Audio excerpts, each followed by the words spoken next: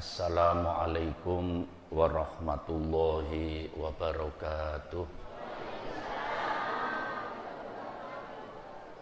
Bismillahirrahmanirrahim. Alhamdulillah nahmaduhu wa nasta'inuh wa na'udzu billahi min syururi anfusina wa min sayyiati a'malina. Man yahdillahu fala mudhillalah wa man yudlil fala hadiyalah.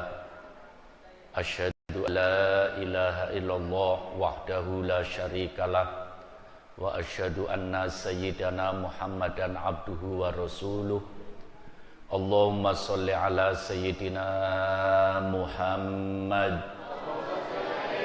al-fatihi lima ughliq wal khatimi lima sabaq nasiril haqqi bil haqq wal hadi ila siratikal mustaqim wa ala alihi haqqa qadrihi wa miqdarihil azim.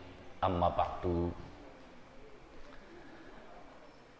Yang terhormat Al-Mukarram Al-Ustadz Son Haji dan seluruh takmir Masjid Nurul Faqih, seluruh para sepuh, para kiai, para asatid, alhamdulillah hadir juga saudara kita Bapak Muli, Ketua Kepala Lapas Kabupaten Brebes, sering duduk bersama saya di pendopo Kabupaten Brebes. Para hadirin, bapak-bapak, ibu-ibu, mudah-mudahan kita semua tercatat orang-orang yang selamat dunia akhirat. Mudah-mudahan kita semua tercatat orang-orang yang bahagia dunia akhirat. Mudah-mudahan kita semua tercatat orang-orang yang akan mendapat syafaat Nabi kita Muhammad sallallahu alaihi wasallam. Mudah-mudahan kita semua tercatat calon-calon penduduk surga. Amin ya rabbal. Sengaja saya mengawali pembicaraan dengan doa pada malam hari ini, karena pada malam hari ini ada hadis yang sahih dinyatakan oleh Nabi kita Muhammad sallallahu alaihi wasallam, ketika terjadi gerhana doa akan diterima oleh Allah Subhanahu wa taala. Sekarang ini bulan masih gerhana sampai jam 11 nanti. Para hadirin, malam hari ini juga kita dianjurkan untuk berbanyak istighfar, memperbanyak zikir.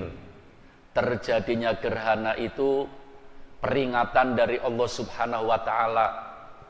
Ketika terjadi gerhana di zaman Nabi kita Muhammad sallallahu alaihi wasallam, itu Nabi sempat wajahnya pucat, bergegas dari rumah menuju masjid, mengumpulkan para sahabatnya untuk kumpul di masjid, beristighfar, berzikir, berdoa, dan kemudian melakukan sholat gerhana.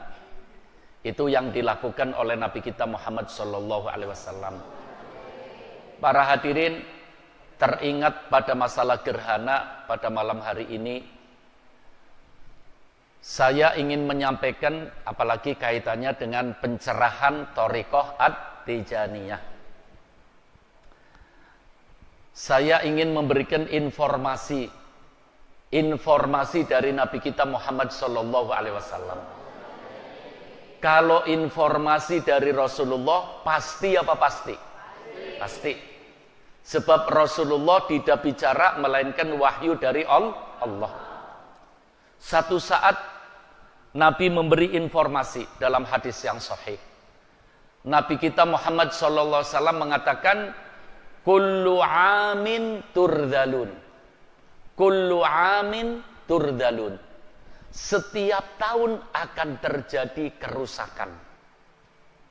Ini yang memberi informasi siapa? Kanjeng Nabi. Pasti apa pasti?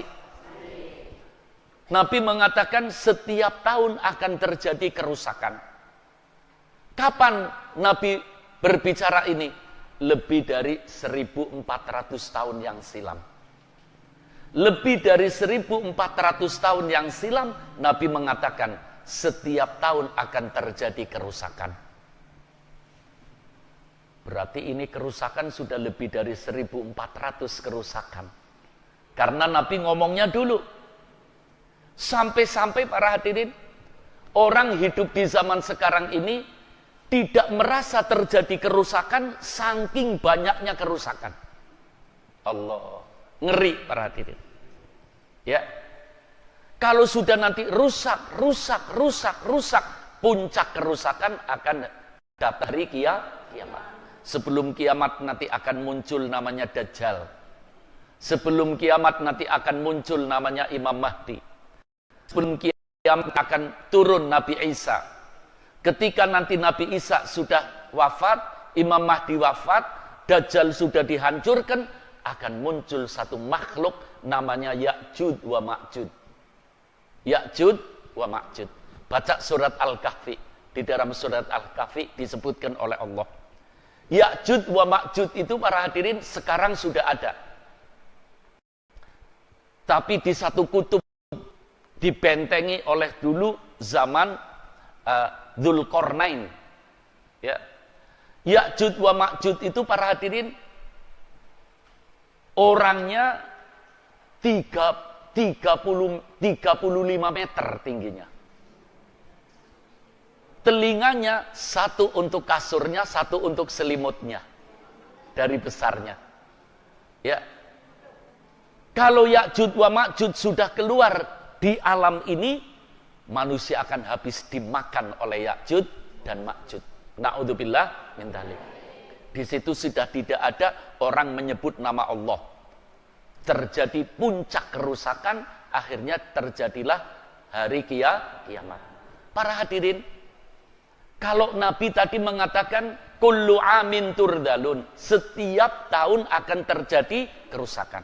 Coba kita kembali kepada sejarah. Tadi ini santri saya Ustadz Ahmad Baihaqi menyampaikan khutbah gerhana yang luar biasa. Di antaranya mengungkap satu sejarah. Selama Nabi hidup, Nabi Muhammad SAW, itu gerhana terjadi hanya satu kali. Dari mulai Nabi lahir sampai wafat berarti berapa tahun? 63 tahun. Gerhana terjadi hanya satu kali. Ini menurut penelitian, tahun ini akan terjadi 6 kali gerhana. Menurut penelitian. Dan yang terjadi di zaman Nabi hanya gerhana bulan. Ini gerhana bulan saja dalam satu tahun akan terjadi 6 kali, tapi alhamdulillah di Indonesia hanya 2 kali. Sekarang dan nanti bulan Maret. Tidak tahu gerhana matahari. Ini gerhana bulan. Munculnya gerhana-gerhana ini peringatan dari Allah. Seakan-akan Allah mengatakan, hai hambaku, mendekatlah kepadaku. Hati-hati. Sebab terjadinya gerhana ayatun min ayatillah, tanda dari kebesaran Allah. Ini diterangkan oleh Allah dalam Al-Quran, diterangkan oleh Nabi kita Muhammad SAW dalam hadis-hadis yang sahih. Tapi coba bapak-bapak, ibu-ibu baca di internet, ya, nanti di sana akan diterangkan gerhana itu terjadi karena matahari dan bulan sama arahnya. Jadi akhirnya cahaya bulan tertutup dengan matahari. Itu katanya mereka. Kenapa? Untuk mengalihkan kita tidak kembali kepada Allah, tadi kembali kepada otak.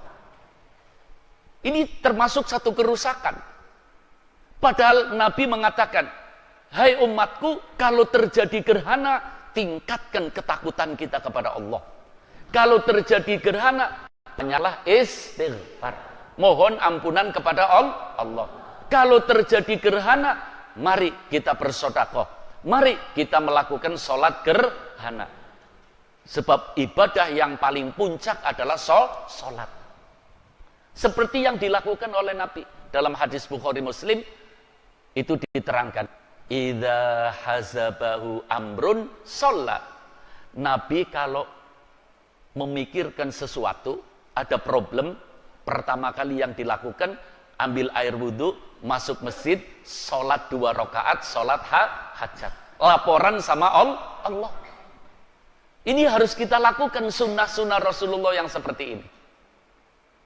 Sebab dengan kita masuk masjid, kemudian kita sholat, hajat, mohon sama Allah, Allah akan memberi jalan keluar. Kita sekarang tidak. Kalau ada problem, cari pakar-pakar, cari ahli-ahli. Boleh itu secara lahiriah, tapi utamakan kita datang ke masjid, sholat 2 rakaat, sholat hajat, laporan sama Allah. Ini ajaran Nabi kita Muhammad SAW. Para hadirin, terjadinya gempa, terjadinya angin puting beliung, ya, itu semuanya adalah peringatan dari Allah Subhanahu wa Ta'ala. 1 bulan yang lalu terasa enggak gempanya? Terasa betul. Ya. Itu kalau lebih besar lagi gimana? Kiamat rasanya. Itu menunjukkan Allah Maha segala-galanya. Itu lagi mengingatkan Allah, hei manusia, ayo takutlah kepada Allah. Kalau sudah maksiat bertumpuk-tumpuk, akhirnya buminya tidak menerima, goncang itu bunyi. Nanti namanya gempa. Gempa itu peringatan dari Allah, tapi nanti ahli-ahli akan berkomentar. Itu gempa kemarin terjadi karena lempengan-lempengan di bawah tanah bergeser, kata mereka. Tahu dari mana lempengan di bawah tanah bergeser? Untuk mengalihkan kita dari Allah. Makanya kita jangan para hadirin, jangan ya anggap aja internet itu kan informasi. Informasi bisa benar, bisa salah. Informasi yang ada di internet banyak benernya apa banyak salahnya? Banyak salah. Makanya untung kalau kita hadir seperti ini. Para hadirin, kalau dengar informasi tadi dari Nabi kita Muhammad SAW bahwa kullu amin turdalun, setiap tahun akan terjadi kerusakan. Ngeri apa enggak? Ngeri. Coba nanti kalau kita pulang, kita akan lihat kerusakan kalau dihitung. Wah, tangan kita kurang jarinya untuk menghitung dari banyaknya kerusakan. Namun ada berita gembira, alhamdulillah. Ada berita gembira dari Nabi kita Muhammad SAW yang saya rangkum dari berbagai riwayat. Ya, orang di saat-saat zaman akhir seperti ini, kerusakan bertumpuk-tumpuk. Orang sudah diarahkan untuk ingatnya kepada otak, kepada dunia, kepada alam. Ya, nanti kalau gerhana ndak ngomong itu ayatun min ayatillah, itu tanda dari tanda kebesaran Allah. Nanti ngomongnya apa? Kejadian alam. Kejadian. Jadi akhirnya kita nanti menyembahnya alam. Karena diarahkan ke alam terus. Para hadirin, ada berita gembira dari berbagai riwayat, ini saya rangkum. Ya. Di saat-saat terjadinya tumpukan kerusakan, ada manusia istimewa. Mau daftar enggak? Jadi manusia istimewa mau? Daftar ya? Iya. Di saat-saat terjadinya kerusakan, akan ada manusia istimewa. Manusia yang dilindungi oleh Allah dari berbagai kerusakan. Manusia yang akan diselamatkan oleh Allah. Manusia yang akan mendapatkan jiwa yang tenang. Maaf loh para hadirin. Ini kalau rusak jauh dari Allah, timbulnya stres. Kalau stres, depresi. Kalau sudah depresi, lama-lama gila. Na'udzubillah. Dulu lihat orang gila itu sedikit. Sekarang, ya Allah, sepanjang jalan. Masya Allah. Mudah-mudahan kita diselamatkan oleh Allah. Makanya kita bersyukur, alhamdulillah. pada malam hari ini kita bisa bersama-sama bertemu untuk membicarakan sesuatu yang menyelamatkan kita, sesuatu yang membahagiakan kita, sesuatu yang menjadikan kita hidupnya tenang. Di saat-saat kerusakan ada manusia istimewa. Siapa itu manusia istimewa? Di zaman akhir yang penuh kerusakan, yaitu manusia yang melakukan 4 hal. Manusia yang melakukan berapa? Catat dalam hati ya Pak ya, Bu. Catat dalam hati dan mohon kepada Allah mudah-mudahan kita termasuk bisa melakukan 4 hal. Berapa? Orang yang melakukan 4 hal di zaman akhir, di zaman yang penuh kerusakan akan menjadi manusia istimewa. Akan menjadi manusia yang dilindungi oleh Allah. Akan menjadi manusia yang tenang. Tenang di dunia, mudah-mudahan sampai tenang di akhirat. Mendapatkan husnul khotimah. Maaf, kalau orang yang melakukan 4 ini akan menjadi manusia istimewa di zaman yang penuh kerusakan. Kira-kira kita ingin jadi istimewa sendirian apa sama anak cucu kita? Kalau sama anak cucu, nanti didengarkan betul-betul, nanti sampaikan kepada anak cucu kita. Sebab ini langkah pasti. Ini dari Allah, ini dari Nabi kita Muhammad SAW. Merupakan langkah pasti. Berapa tadi? 4. Yang pertama, al-muhafadhatu 'alas shalawatil khamsi. Orang yang selalu menjaga sholat 5 waktu. Rusaknya seperti apa? Ya. Di zaman akhir ini, orang yang melakukan sholat 5 waktu, yang meninggalkan sholat 5 waktu, akan menjadi orang yang dilindungi oleh Allah. Ini pasti. Ini hadisnya sahih. Tapi kalau orang sudah tidak mau melakukan sholat 5 waktu, akan bawa arus banjir kerusakan. Kalau terbawa banjir bagaimana Pak? Mati. Kalau mati jadi apa? Bangkai. Sekarang ini banyak bangkai-bangkai bergentangan. Na'udzubillah. Kita doakan ya saudara-saudara kita sesama umat Islam yang belum mau ngaji, mudah-mudahan mau ngaji. Supaya mendengar seperti ini. Kasihan mereka. Kehilangan jalan hidup, bingung hidupnya. Akan kemana hidupnya? Maaf. Bapak-bapak, ibu-ibu yang sering pergi, sekarang kalau di lampu merah, mobil kita lagi berhenti atau motor kita berhenti, lihat anak-anak seperti apa, Bu? Allah. Saya pandang benar, ini manusia apa bukan? Kemarin saya ke Cirebon. Ada acara di Cirebon, di lampu merah ini sama Suhaimi. Bawanya gitar kecil, minta uang. Ya Bu, ini di sini tindiknya 4. Di sini 4. Di bibirnya 4. Ketika ngomong terima kasih, di ilatnya, lambenya, lidahnya ada cincin. Allah. Ini yang model gini nih, setannya geleng-geleng. Manusia lebih dahsyat dari saya, kata saya. Allah. Ngeri ya Bu ya. Puncak kerusakan. Belum pernah terjadi seperti ini. Benar-benar ini rusak Pak. Allah. Coba lihat mereka. Arah hidup mereka kemana? Tidak tahu. Yang penting ada mobil berhenti, open cup, naik. Kemana? Yang penting jalan. Kemana? Tidak tahu arah. Mudah-mudahan anak cucu kita dijaga oleh Allah. Bu, ngeri sih ngeri. Ya Bu. Tapi di saat-saat penuh kerusakan, lihat remaja seperti itu. Kalau bapak dan ibu selalu memerintahkan anak kita sholat, tenanglah. Anak kita akan menjadi anak yang soleh-soleha. Bapak, ibu, kalau anak kita dititipkan sama Allah, beres apa enggak? Gimana nitipkan anak kita sama Allah? Anak kita diperintah sholat.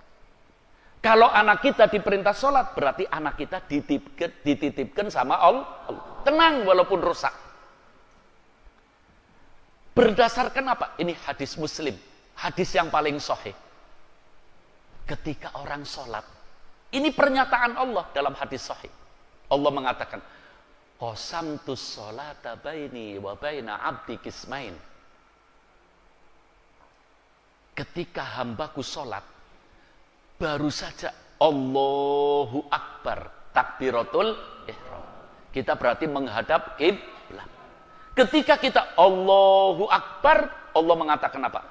Hambaku menghadap aku akan menghadap hambaku. Allah. Ketika kita sholat, langsung Allah menghadap kita. Kita dipandang dan dipantau oleh Allah dengan pandangan rahmat. Ketika kita baca doa iftitah, malaikat diperintahkan untuk mengamini doa kita. Mulai kita baca rukun qauli yang wajib dengan membaca surat Al-Fatihah. Kita baca Bismillah. Ini pernyataan Allah dalam hadis sahih rawahu Muslim. Kita sholat, kita baca Bismillahirrahmanirrahim. Allah menjawab, Zakaroni abdi faman zakaroni zakartu. Oh, hambaku ingat kepadaku, kata Allah. Karena hambaku ingat kepadaku, aku Allah akan ingat kepadanya. Bayangkan, kalau kita hidup diingat oleh Allah, beres apa enggak? Pengen anak kita selamat? Perintah anak kita sholat. Biar anak kita ingat sama Allah, anak kita akan diingat oleh Allah. Setelah bismillah kita membaca Alhamdulillahirabbil alamin. Ketika kita membaca Alhamdulillahirabbil alamin, Allah langsung menjawab hamidani abdi. Oh, hambaku memuji aku. Katanya aku adalah pencipta alam semesta. Karena hambaku memuji aku Allah akan puji dia. Kita akan dipuji oleh Allah. Dengan apa Allah memuji kita? Mengarahkan hidup kita menuju hidup yang bahagia. Akhlakul karim. Indah ya Pak ya. Kita baca Ar-Rahmanir-Rahim. Allah mengatakan majjadani abdi. Hambaku mengakui bahwa aku sifatnya Rahman, Rahim. Karena hambaku mengakui, aku akan curahkan rahmatku kepada hambaku. Jadi orang sholat itu Pak, menyelam di dalam lautan rahmat Allah. Terus ini. Maliki yaumiddin, iyyaka na'budu wa iyyaka nasta'in. Sampai ihdinas siratal, doa ini. Doa yang paling istimewa. Di surat yang paling istimewa. Di dalam ibadah yang paling istimewa. Allah mengatakan hambaku ingin menjadi orang yang istiqomah. Aku akan jadikan hambaku sebagai orang yang istiqomah. Allah. Indah ya Pak ya. Jangan sampai ketinggalan sholat. Orang yang tidak sholat, kabelnya putus dengan Allah. Ini lampu bisa nyalakan karena kabelnya nyambung. Kalau kabel sudah putus, nggak nyala itu. Makanya Nabi menggambarkan as-sholatu sirojul qalbi. Sholat itu lampunya hati. Kalau sudah tidak sholat berarti lampunya mati. Gelap itu. Maaf para hadirin, saya ingin menceritakan satu kejadian. Dan alhamdulillah tahun 2006 saya dengan sekelompok ulama ahli sunnah wal jamaah wilayah Jawa Tengah keliling daerah di negara Yaman, di daerah namanya Son'a. Di sana ada kejadian Bu.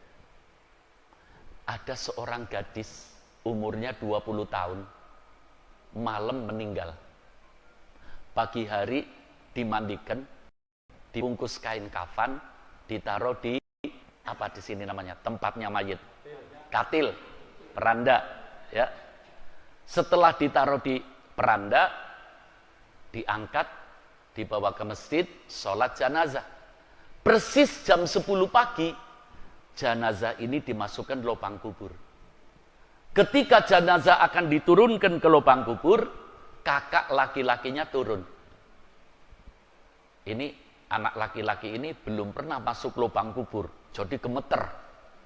Apalagi ketika jenazah adiknya diturunkan, diterima, grogiin. Meletakkan jenazah adiknya di lubang, dompetnya jatuh, tidak merasakan. Ngerti dompet ya? Biasanya dompet isinya apa, Bu? Uang. Dompetnya jatuh, tidak merasakan. Jam 10 pagi terjadi. Diuruk, selesai pulang. Al-Asar ibunya manggil. Anakku, sini. Ibu minta uang untuk persiapan nanti malam pembacaan tahlil. Ketika mau ambil uang, dompetnya tidak ada. Pikir punya pikir, yakin dompetnya terkubur bersama adiknya. Tanya kepada seorang ulama. Ulama itu memberi fatwa, menurut syariat wajib dibongkar lagi. Sebab itu harta. Ketika dibongkar jam 4 sore. Coba jam 10 sampai jam 4 berapa jam? 6 jam. Dibongkar. Ketika dibuka, Allah menyembur asap hitam, baunya busuk. Itu kafan baru 6 jam sudah hitam, kemerah-merahan. Dompetnya sudah kebekas parok. Ambilnya sambil nangis, kepanasan. Ditutup kembali. Sampai di rumah, tanya sama ibunya, Bu, itu adikku perbuatannya apa, Bu? Kata ibunya, enggak usah tanya, sudah mati-mati sudah. Enggak, ibu kan tadi minta uang. Dompetku terkubur, kata Pak Kiai harus diketuk. Baru 6 jam, Bu. Sudah tidak kelihatan putihnya itu kain. Geseng, merah. Nih, dompetku kebakar separuh, Bu. Ibunya tidak menangis, malah mengatakan, pantes kalau adikmu seperti itu. Kenapa, Bu? Adikmu paling berat kalau disuruh sholat. Cari alasan ke sini, alasan ke sini, alasan ke sini. Baru 6 jam sudah begitu. Saya pernah cerita seperti ini di Bulakamba. Bulakamba sini sebelah utara. Ketika makan-makan, ada ustadz yang ngomong, Syekh, di sini terjadi. Ada seorang laki-laki yang mati, kemudian 30 tahun kemudian istrinya mati, wasiat kepada anak-anaknya. Kalau aku mati, kubur di tepinya bapak. Mati ini ibu. Mau dikubur di tepinya bapaknya, sudah mepet. Tapi karena wasiat, terus terbongkar bapaknya yang 30 tahun. Ini kain kafan seperti baru dikubur itu. Wanginya masih harum. Dipegang badannya masih empuk. Saya ngomong, pasti orang itu orang yang tidak ketinggalan sholat 5 waktu. Semuanya mengatakan, kami semua menyaksikan orang itu rajin sholat jamaah 5 waktu. Ini para hadirin. Sebab Allah menyatakan, wa ma khalaqtul jinna wal insa illa liya'budun. Kita ini diciptakan oleh Allah untuk ibadah. Kalau kita cari rizki, wajib hukumnya untuk apa? Untuk bisa melancarkan ibadah. Loh, ibadah yang paling istimewa adalah sholat. As-sholatu ra'su kulli ibadah. Sholat itu puncak dari segala ibadah. Kalau orang sholatnya beres, semua ibadah akan beres. Tapi kalau sholatnya sudah ngawur, semuanya akan berantakan. Na'udzubillah min dzalik. Ini ngomong sholat luar biasa. Dan kalau di sini dikatakan pencerahan Thariqah At-Tijani, syarat yang paling utama orang masuk Thariqah Tijani untuk selalu menjaga sholat 5 waktu. Kembali kepada informasi Nabi tadi, ya Pak ya. Sekarang zaman rusak, bingung kita. Makanya solusinya kita hadir pengajian. Nanti ada solusi, di antaranya tadi sholat 5 waktu. Apalagi usahakan sholatnya awal waktu dan sholatnya jamaah. Sholatnya awal waktu. Ibu-ibu kalau di rumah ya Bu ya, jangan ngomong tanggung Bu. Dengar adzan, nanti dulu sholatnya tanggung. Kalau dengar adzan ibu-ibu, wah cepet. Alhamdulillah sudah adzan.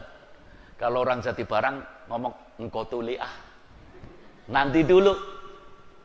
Ketika kita susah, ada problem, kita mohon sama Allah, ya Allah, kami lagi susah ya Allah, kita lagi ada problem ya Allah, kita lagi ada yang perlu dipikirkan ya Allah.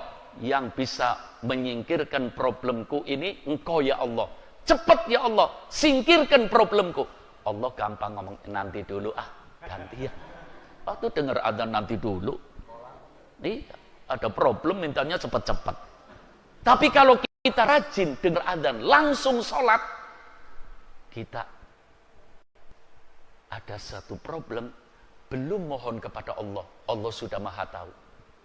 Tadi malam saya bicarakan di masjid Izzul Islam, ya, hadis Tirmidzi, ta'arruf ilallah firroha ya'rifka fisiddah. Kenallah Allah ketika kita senang, ketika kita sehat, ketika kita bahagia. Satu saat kita ada problem, belum minta, Allah sudah mengenal kita. Robah hidup kita ya Pak ya, Bu. Ayo, robah hidup kita. Ada berapa tadi? Yang pertama, jaga sholat 5. Yang kedua, kasratus sholah ala Nabi sallallahu alaihi wasallam. Perbanyak sholawat kepada Nabi Muhammad sallallahu alaihi wasallam. Orang hidup di zaman akhir yang sudah tumpukan kerusakan, tapi sholatnya tidak ketinggalan. Setelah sholat memperbanyak sholawat, jangan khawatir, selamat dunia akhirat. Baca surat Al-Ahzab ayat 56. Surat Al-Ahzab ayat 56. Dulu kan saya nulis buku, mungkin sudah pernah dibagi di sini. Buku kecil, perbanyak sholawat, raih syafaat, selamat dunia. Belum punya? Nanti, kalau giliran lagi insya Allah. Ya.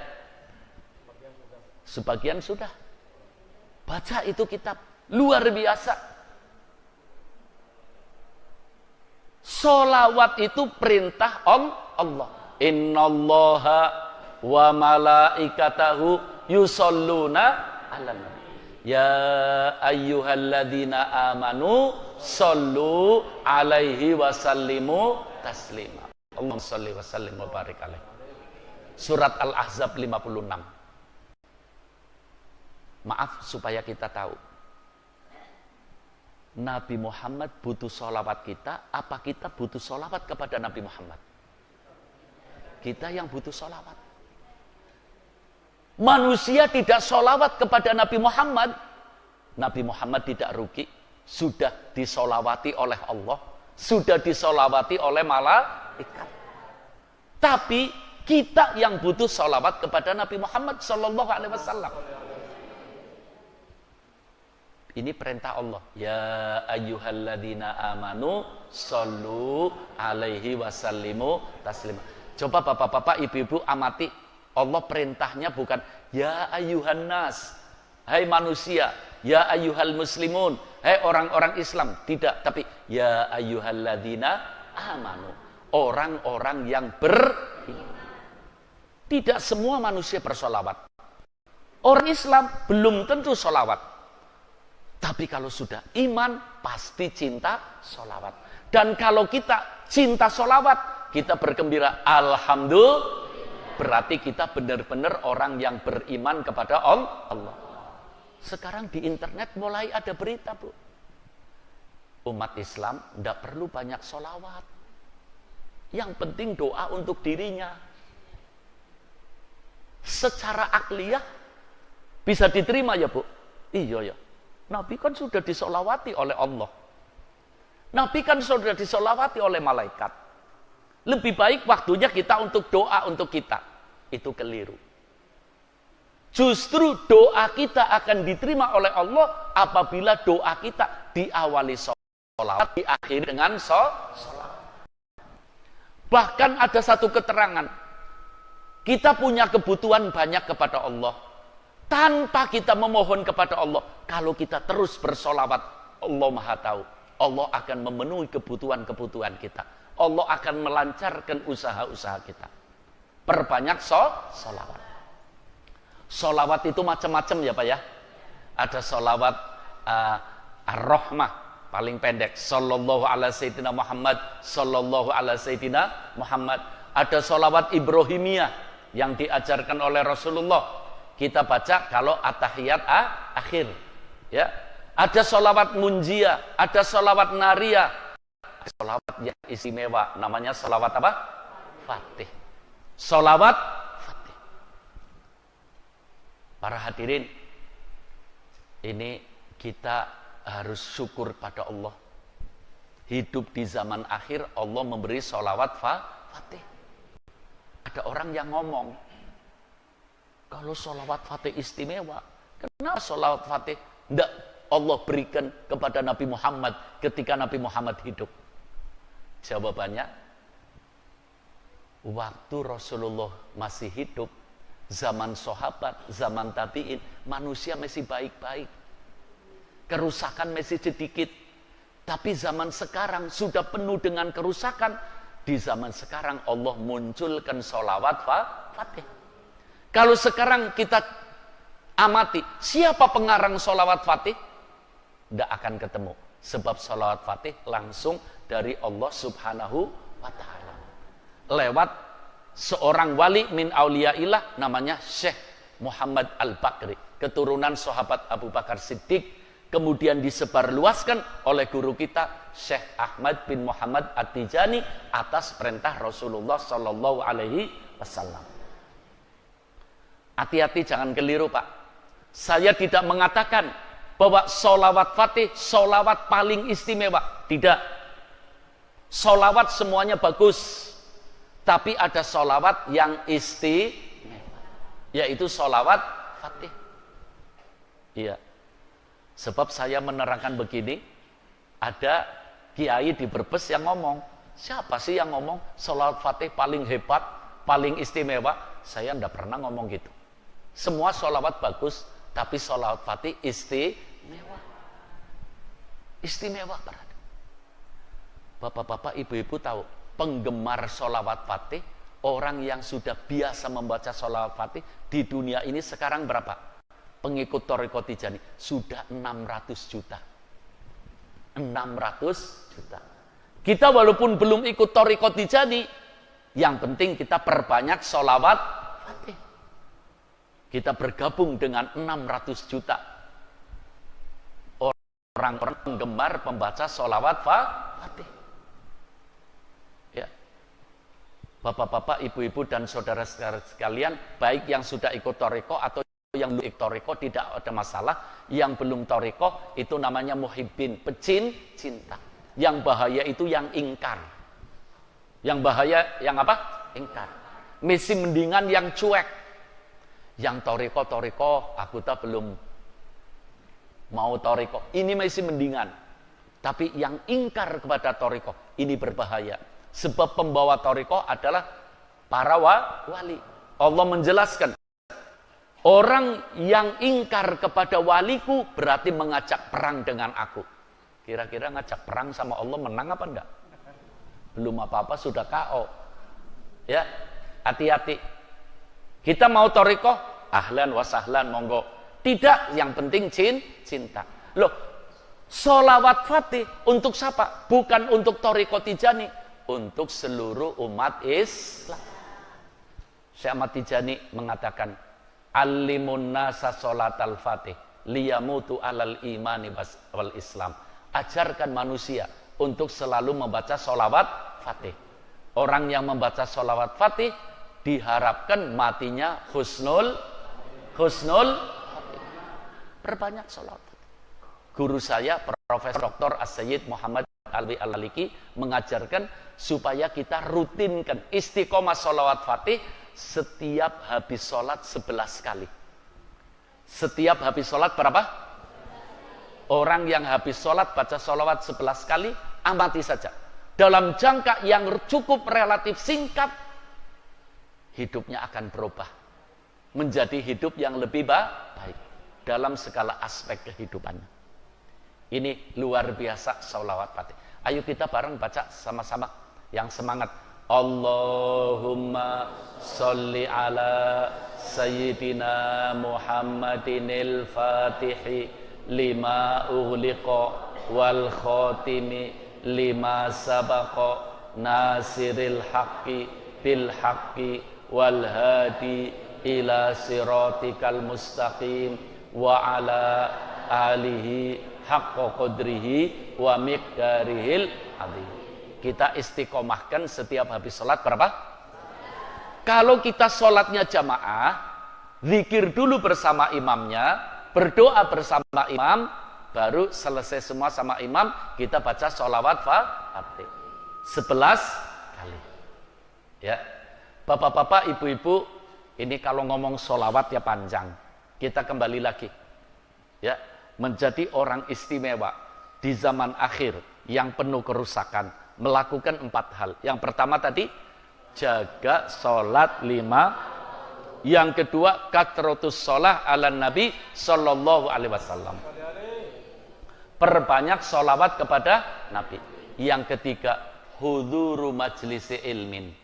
Rajin menghadiri majlis taklim. Rajin menghadiri majlis pengajian. Orang yang rajin menghadiri majlis taklim, orang yang rajin menghadiri majlis pengajian, dijamin hidupnya akan selamat dunia. Kenapa kok dijamin selamat dunia akhirat? Sebab kita ibadah kita bisa benar karena nggak ngaji. Betul apa enggak? Maaf, bapak-bapak, ibu-ibu pengen masuk surga? Pengen? Maaf, bapak-bapak, ibu-ibu, kalau kita mau ngaji, keluar dari rumah, ada tetangga tanya, mau kemana? Iya, jangan ngomong mau ngaji, mau ke surga. Mau kemana? Kira-kira kalau kita mau ngaji, tangganya tanya, mau kemana? Mau ke surga. Kira-kira tetangganya tanya enggak? Di mana surganya? Di masjid, majelis tak. Ini saya ngomong gini Pak, berdasarkan dari Rasulullah. Al-Imam At-Tirmidzi meriwayatkan dari Rasulullah. Rasulullah mengatakan, man salaka tariqon yaltamisu fihi ilman sahhalallahu lahu tariqon ilal jannah. Orang yang keluar dari rumahnya, berjalan di satu jalan, jalannya menuju majelis taklim, akan dimudahkan jalan menuju pintu surga. Maaf, Rasulullah tidak mengatakan kalau puasa masuk surga, kalau haji masuk surga. Udah, tapi semuanya harus didasari dengan Orang puasa, tapi tidak ada ilmunya, tidak diterima puasanya. Haji bisa bayar ongkosnya, tapi tidak mau ngaji, tidak mungkin menjadi haji yang mabrur. Begitu juga sholat. Di zaman Rasulullah ada kok Pak, orang yang sholatnya ditolak oleh Rasulullah. Rasulullah sholat jamaah. Ya, ini hadisnya Bukhari Muslim Pak. Rasulullah sholat jamaah di masjid zuhur. Selesai sholat, Rasulullah lihat ada orang datang. Rencananya dia mau sholat jamaah, tapi ketinggalan. Sholat di masjid sendirian. Rasulullah lihat, rakaat pertama, rakaat kedua, rakaat ketiga, rakaat keempat, 4 rakaat zuhur. Ketika selesai, berjabatan tangan dengan Rasulullah. Rasulullah dengan megang tangannya mengatakan, irji fasolli fa innaka lam tusolli. Mulai Pak sholatmu belum beres. Di zaman Rasulullah Bu, sampai 3 kali. Ketika 4 kalinya, orang ini mengatakan, ya Rasulullah, aku bisa sholatnya seperti ini. Yang tidak beres apanya ya Rasulullah? Kata Rasulullah, aku lihat kamu tadi sholatnya kalau sujud nutul tok. Tul, Allahu Akbar. Tul, Allahu Akbar. Tidak ada tumak. Ini ngomong tumak nina aja, kalau ndak ngaji ngerti tumak nina apa ndak? Di Indomaret ndak ada tumak nina. Di pasar ndak ada tumak. Apa itu tumak nina? As-sukunu ba'dal harokah. Tenang setelah bergerak. Allahu Akbar. Yang tenang. Subhana rabbiyal a'la. Ini perlu latihan ya Pak ya, Bu. Saya amati kok, kebanyakan orang sholatnya begini. Amati. Sekarang harus kita belajar tuma subhana rabbiyal a'la. Sampai saya sering memberi contoh. Ada orang sholat subhana rabbiyal a'la sama tapi hanya nutul, tidak sah, tidak ada. Ada yang tumak nina, tenang, anteng, tapi menang tidak baca. Sah. Sujud itu rukunya adalah tuma, membacanya hukumnya sun. Tapi jangan kemudian nanti subuh praktek ya Pak. Yang penting saya sujudnya tenang, tidak usah baca. Sebab membaca hukumnya sunnah itu nilai pahala. Nilai pahala. Membaca subhana rabbiyal a'la wa bihamdi berapa kali sih? 5 boleh enggak? Boleh. 7 boleh. 9 boleh. Batasnya kalau madhab Imam Syafi'i 11. Tapi kalau jadi imam ya 3 aja Pak. Jadi imam jangan 11. Kalau sholat sunnah kita sujudnya yang lama. 11 kali enggak apa-apa. Nanti jarumnya jenengan gini terus. Naik pahalanya. Ya Pak ya? Saya lihat kok di daerah-daerah Afrika, di Maroko, Aljazair, Mesir, itu orang kalau sholat Pak, sujudnya lama. Jadi imam, tapi makmumnya sudah ngerti. Kalau di sini sujud lama-lama, wah jadi masalah. Apalagi taraweh ya Pak ya. Taraweh yang laris yang paling ngebut. Taraweh yang laris yang paling ngebut. Iya. Waladhdallin, bismillahirrahmanirrahim, yasin, Allahu Akbar. Menurut saya lebih baik tidak usah sholat tarawih wis. Kira-kira kalau model gitu gimana ya? Habis sholat keluar keringat kayak olahraga. Itu ngerti arti tarawih. Apa sih tarawih? Sholat santai. Tarawih sholat santai. Bukan sholat patas. Eksekutif ya Pak ya, atur sekarang. Sayang, jangan sampai nanti kita di hari kiamat kemudian malaikat mengatakan Bapak Ibu sholatnya tidak diterima. Kenapa sih? Sholat gerak cepat ya, batas itu tidak benar Pak. Bukan itu ajaran Nabi kita Muhammad Sallallahu Alaihi Wasallam. Ayo beresi sholat kita. Makanya huduru majlisi ilmi. Hadir majlis ilmu. Guru kita Syekh Ahmad bin Muhammad At-Tijani dalam kitab Jawahirul Ma'ani mengatakan, Lau kana dzunub la sarul abdu minal kubur ilal kusur. Aslinya Pak, Bu, aslinya orang Islam, orang iman, aslinya itu kalau mati langsung masuk surga, aslinya. Tapi kenapa kalau mati kok tidak masuk surga langsung? Ditanya dulu sama malaikat. Ada yang digebuki dulu, ada yang dimasukkan neraka. Kok tidak langsung? Syekh Ahmad Tijani mengatakan karena ada godaan setan. Godaan setan. Loh, benteng yang paling kuat melindungi kita dari godaan setan adalah hadir majelis taklim. Hadir majelis taklim. Orang yang langganan hadir majelis taklim.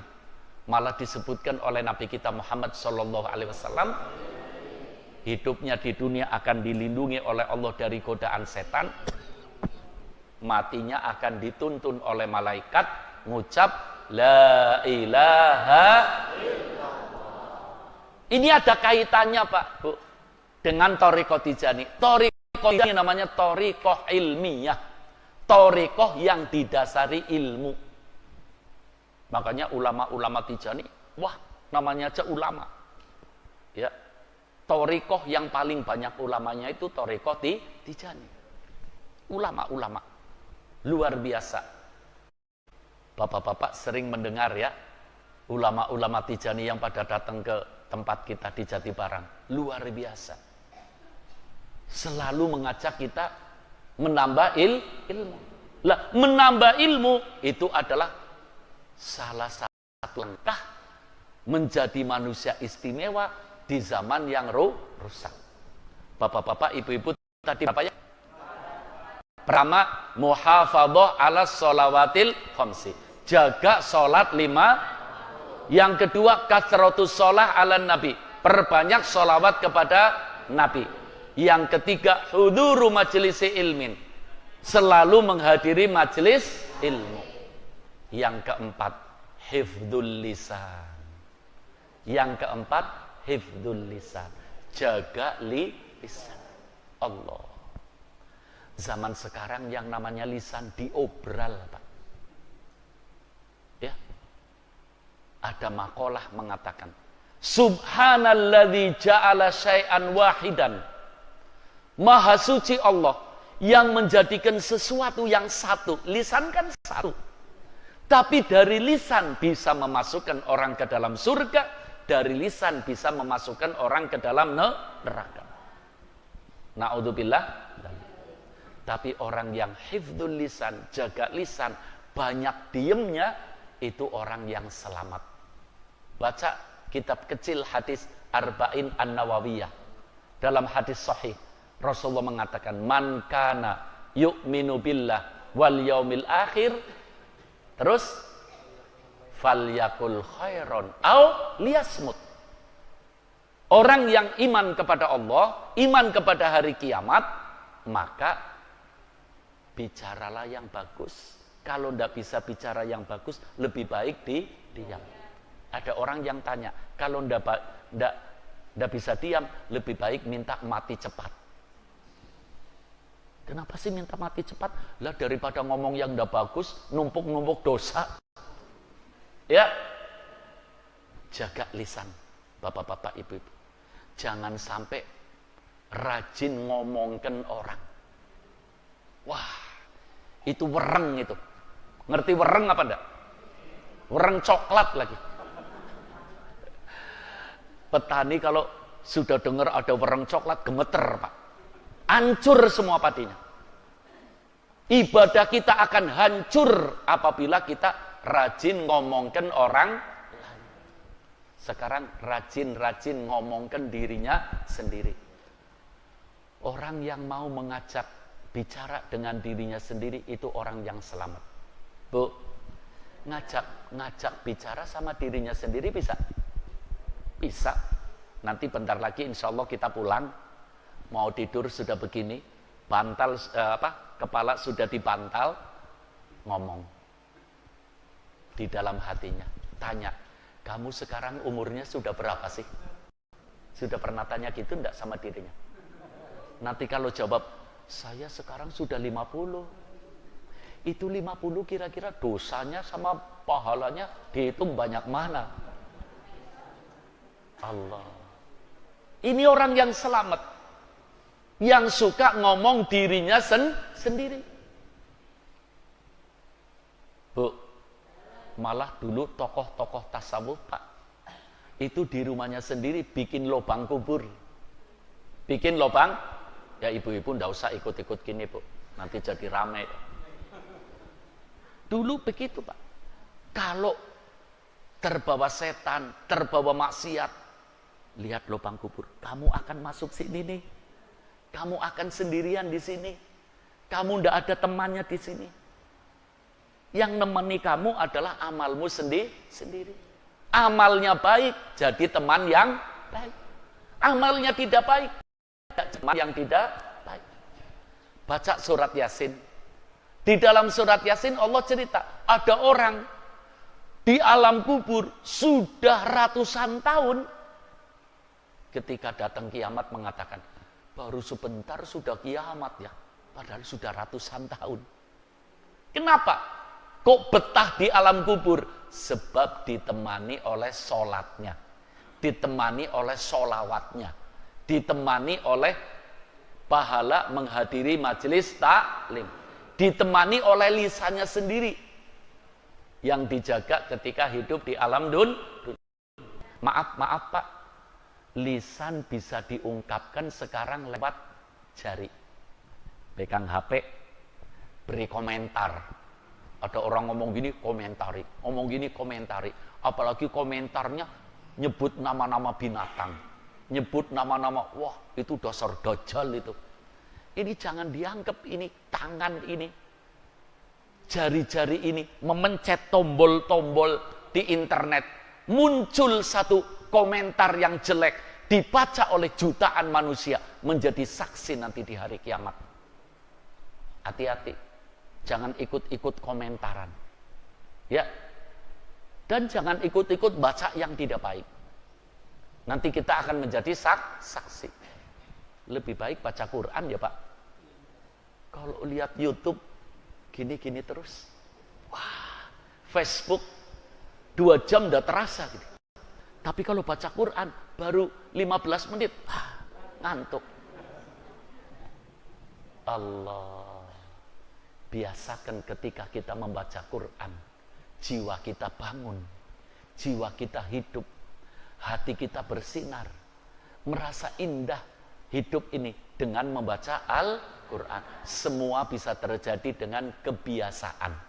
Dengan apa? Para hadirin, tidak terasa ini sudah jam 10 lebih. Mudah-mudahan apa yang saya sampaikan banyak manfaatnya. Banyak Suhemi, banyak, cukup. Nah, ini tadi ngomong sholawat. Saya ingin memberi sholawat. Ada sholawat namanya sholawat peduli umat. Sholawat peduli, yang biasa ngaji di Jatibarang insya Allah sudah hafal. Ya Pak ya? Maaf, saya menyebarkan sholawat peduli umat. Maaf, saya tidak nakut-nakuti. Kita berdoa terus. Mudah-mudahan negara kita ini negara yang dilindungi oleh Allah. Negara yang dijaga oleh Allah. NKRI akan menjadi satu keutuhan. Ya, Bhinneka Tunggal Ika akan menjadi jalan hidup negara ini. Amin. Akan muncul ketenangan ini. Mayoritas negara ini adalah umat Islam. Kalau negara kita goncang, negara kita rusak, yang paling kena imbasnya adalah umat Islam. Makanya kita harus peduli. Kalau kita peduli, Allah akan peduli. Amin. Kanjeng Nabi akan peduli. Amin. Bagaimana kepedulian kita? Kita unjuk rasa? Enggak. Demo? Bukan. Caranya minta sama Allah dengan sholawat peduli umat. Ayo dibagi sholawatnya. Ya, ya, yang cepat baginya ya, sambil bagi, sambil tawasul. Ya Rabbi bil Mustafa.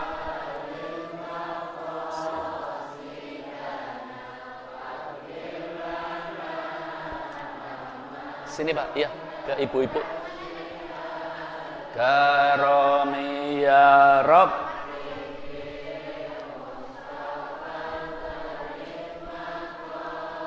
Sidana waghfir ma dhaya wasi'al maulaya salli wa sallim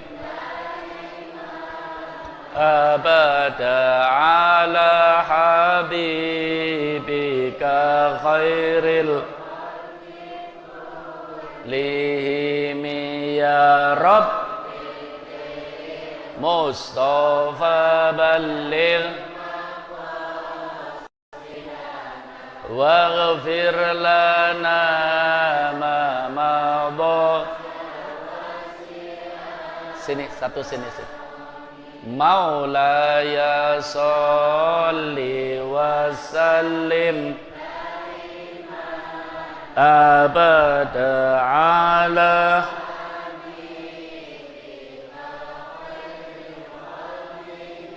Ayo kita baca sholawatnya. Dilihat semua tulisannya. Bareng-bareng kita baca.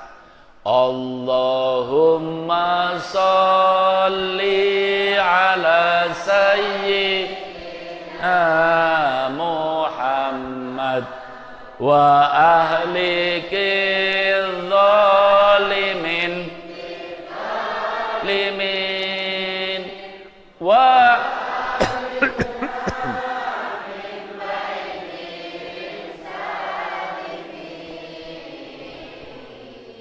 wa ala alihi ajmain.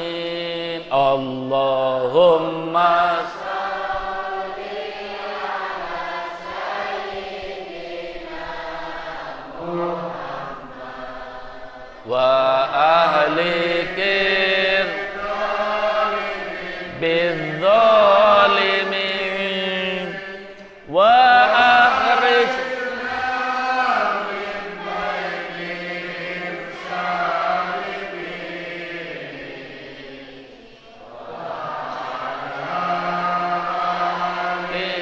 wa sahbihi ajmain. Sekali lagi ayo yang semangat. Allahumma sholli ala sayyidina Muhammad wa ahlikir zalimin bizzalimin wa akhrijna min bainihim salimin wa ala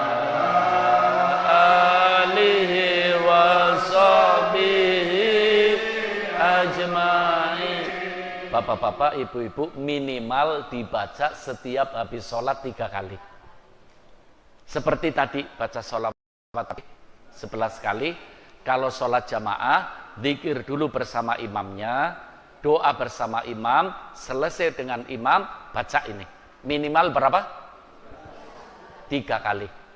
Ini sholawat peduli umat. Lebih banyak, lebih baik. Apalagi bapak-bapak yang biasa adzan, setelah adzan sambil nunggu jamaah baca sholawat ini. Ibu-ibu ada jamiah ya Bu? Iya, kalau di jamiahan baca minimal 15 kali Bu sholawat ini. Kalau kita perbanyak sholawat ini, insya Allah hidup kita berubah. Lebih baik dalam segala hal. Allahumma, mari kita tutup pengajian pada malam hari ini dengan bersama-sama berdoa. Mudah-mudahan doa kita akan diijabahi oleh Allah Subhanahu wa taala. Ala hadhihi niyah wa kulli niyah sholihah. Ya man la yahtaj ilal bayan wa tafsir. Hajatuna ilaika katsir wa anta alimun bihi wa man awsana bidu'a ya Allah. Ishfi amradana wa amradahum. Balligh maqasidana wa maqasidahum. Farij hammana wa hammahum. Ala hadhihi niyah wa kulli niyah sholihah wa ila hadratin nabi Sayyidina Muhammadin sallallahu alaihi wasallam. Al-Fatihah. Ar-Rahmanir-Rahim Maliki yaumiddin. Iyyaka na'budu wa iyyaka nasta'in. Bismillahirrahmanirrahim. Alhamdulillahirabbil alamin. Allahumma shalli ala sayyidina Muhammadinil Fatihi lima ughliq wal khatimi lima sabaq nasiril haqqi bil haqq wal hadi ila siratikal mustaqim wa ala alihi haqqa qadrihi wa miqdaril azim. Allahumma inna nas'aluka al-lutfa ma'at tadbir fi ma jarat bihil maqadir innaka ala kulli syai'in qadir wa la haula wa la quwwata illa billahil aliyyil. Allahumma ahyina 'alal islami was sunnah wa tawaffana 'alal imani wat taubah.